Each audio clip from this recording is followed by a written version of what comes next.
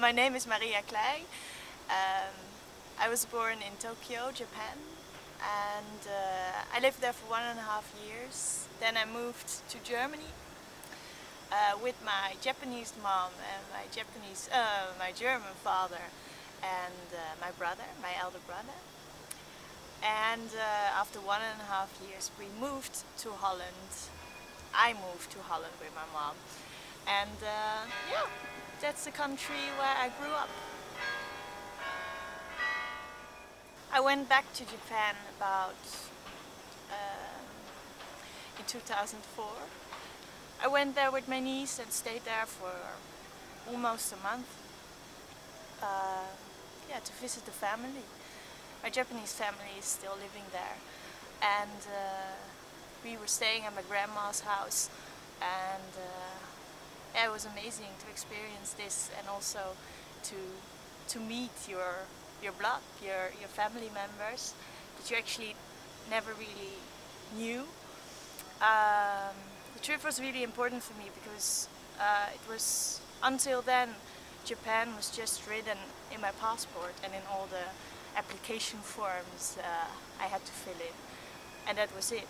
And now it got more concrete. I met my family. I could see how my grandma was living and cooking dinner and folding plastic bags. It's just so different from what I knew. And seeing how these people live is so different from how we live here. Um, how they live together and how important the group is. The group as the country, the group as your company, the group as your family, and that is on the first place, and then after that it's you. And I often had the feeling that people could be a bit more egoistic, like here, so you can really develop yourself and make yourself happy. So then you can make other people happy with that by feeling good. But the good thing I think about it is that you feel respected. You get respect by like, people in the metro. They don't get into you. They don't disturb you. They're just in their own world, and you can be that as well. As here, people really get into your life sometimes, and it can be really rude. And rudeness is something that there you can't discover. It's super polite, and I think this politeness is very sincere, and that I think is really beautiful about Japan. Yeah, yeah, what we saw is just beautiful. Nature is fantastic, and even it's something really special that suddenly we were in the Shinkansen, which is a very fast train that stops like on the right millimeter in front of you where it should stop, because there are lines on the floor, and even on the floor the lines go like this and like this, and people stand there just like that behind each other. That's something in Holland it wouldn't work, but anyway, there it works. So the Shinkansen drives you through the country, and then I saw mountains that were actually round. Not like that, like in Switzerland or France, but they were round, and there were trees, dark green, and I was like, oh shit, these are the mountains I always dreamt about. They were actually in my dreams, and it was the first time I could see them existing, and it was in Japan, so that was something really weird. Interesting is that you go from complete busyness to extreme silence, and I think you can see that in Japan quite often, that you have these extremes. And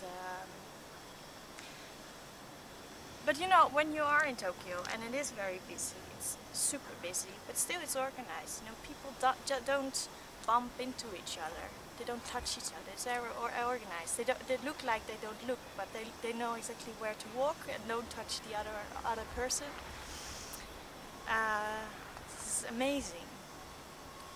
And then the other thing is that experience you're so different as a woman, because you know, here when I stand often, and especially in unstable conditions, like for example in the metro or the train, I stand like this with widespread legs to be stable.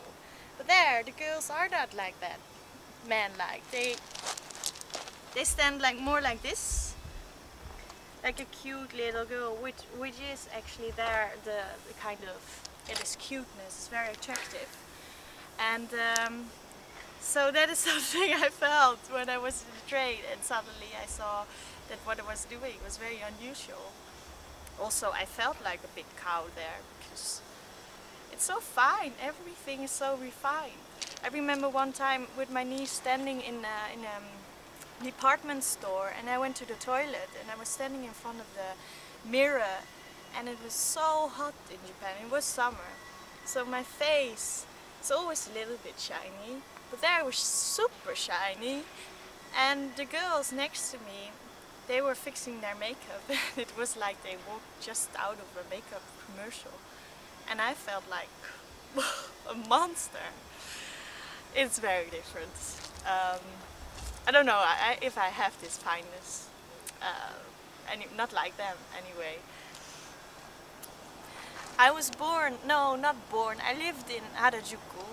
My parents had an apartment there, and Harajuku is a very famous, fashionable area in Tokyo, and we lived there.